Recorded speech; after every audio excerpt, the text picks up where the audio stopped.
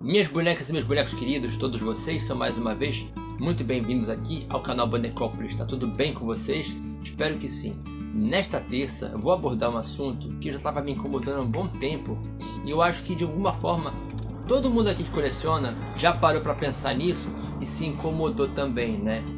Que é uma questão que está atrelada ao processo de produção dos colecionáveis que nós gostamos, né? Principalmente esses bonecos.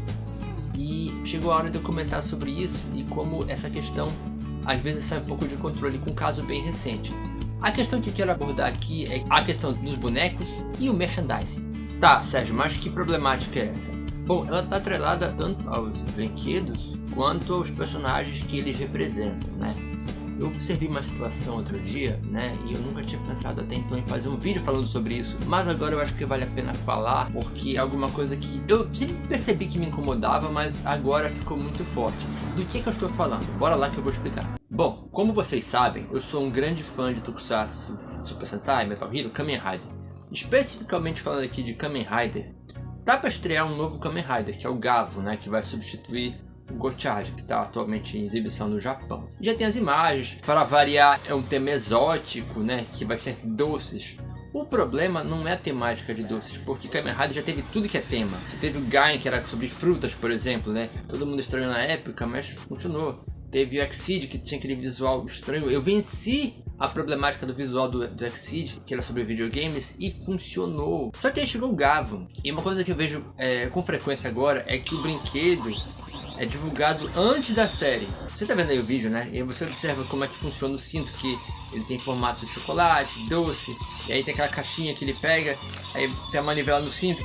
O cinto do Kamen Rider, cada vez mais ele vai virando um brinquedo a olhos vistos do que um dispositivo crível que funciona na série. É claro que falar em coisas críveis numa série de ficção, ainda mais para criança, é até meio ridículo.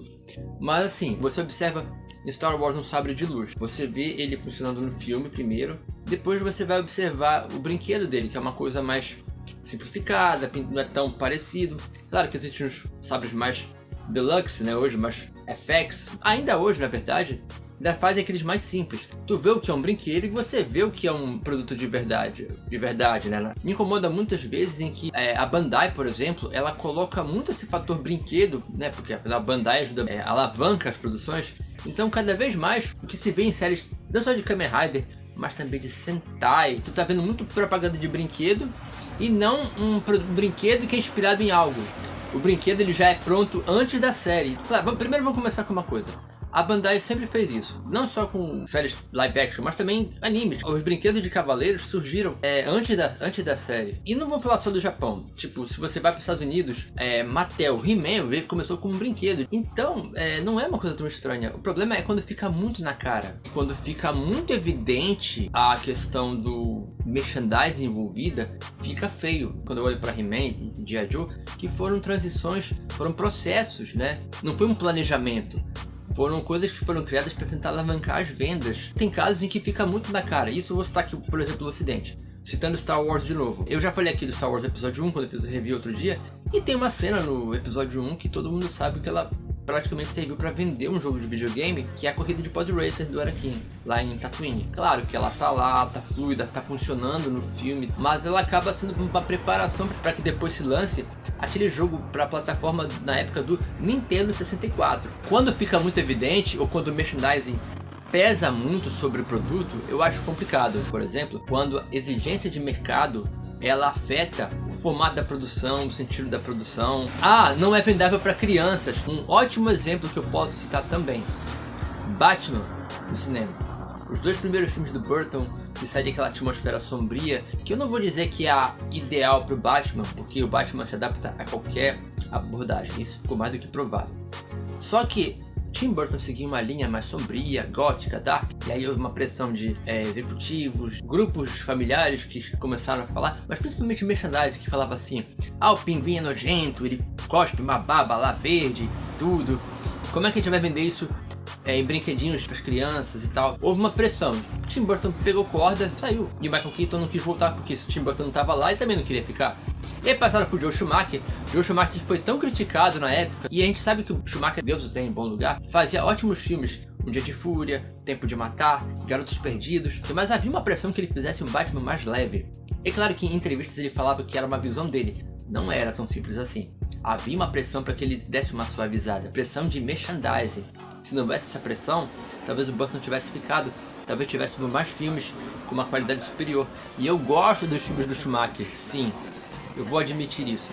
Porém, foi o que tivemos. E ainda hoje, você tem pressões. Uma coisa que as pessoas reclamam muito são esses brinquedos da Marvel, essas linhas, tanto a Titan Heroes como a própria Marvel Legends, e essas versões variantes, quando tem a mudança de uniforme do Thor, ou do Capitão América, ou como havia do Homem de Ferro e do próprio Homem-Aranha. E a gente vai entendendo que isso na verdade é aquela necessidade de mercadológica de vender o filme, vender o produto. Temos de fazer brinquedinhos baseados para que sejam vendáveis pra galera. Não vou dizer que só a Marvel que faz isso, né?